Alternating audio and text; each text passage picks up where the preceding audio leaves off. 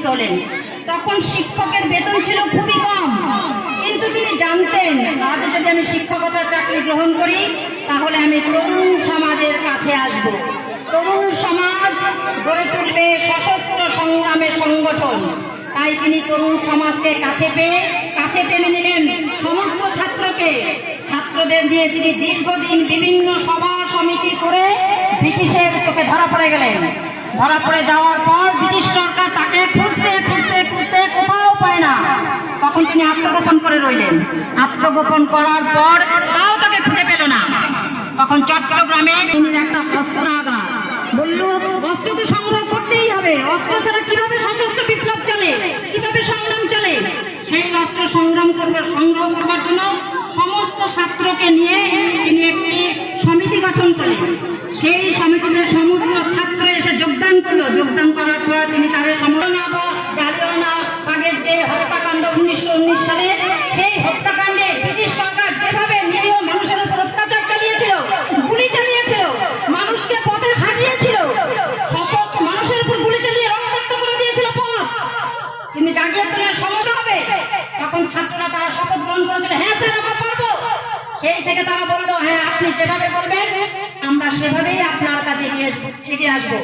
মাস্টারদাকে তখন ছাত্ররাই বললো, আমাদের এই সংগঠনের নেতা আপনি আজ থেকে আমাদের কাছে হলেন মাস্টারদা।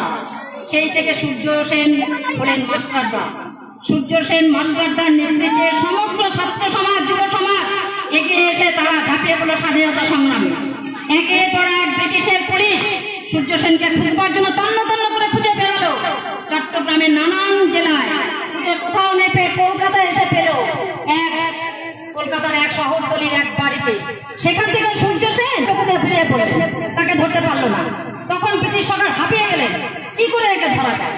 1925 সাল সূর্য সেন রাস্তায় বেরিয়েছিলেন, সেই সময় তাকে ধরে ফেললেন। ধরে বললেন, ব্রিটিশ পুলিশই বলছে এতদিনে মনে হয় তাহলে আমরা একটু কাজের থেকে হাত ছাড়বো। সঙ্গে সঙ্গে সূর্য সেনকে তারা বন্দী করে রাখলো। সূর্য সেন বন্দী হয়ে গেলেন।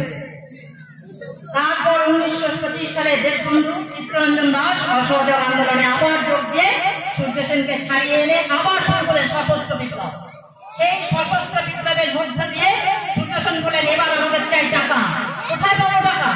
ব্রিটিশ সরকার গাড়ি ভরে টাকা নিয়ে রাস্তা দিয়ে যাচ্ছে। 4 জন লুকিয়েছিল রাস্তার পাশে, 4 জনকে নিয়ে সেই টাকা লুট করলো। লুট করে বলে, এবার কি লুট করবো? অস্ত্র।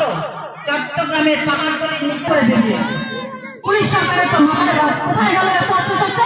আবার তারা করলো সূর্য সেনকে, ধরতে পারলো না, কোনোভাবে ধরতে পারলো না। তারপর সূর্য সেন আবার পালিয়ে বেড়াতে এইভাবে তিনি কি করলেন, দেশের কাজে আরো যুবকদের কাছে টেনে দিয়ে শুরু করে সশস্ত্র বিপ্লবের কাহিনী।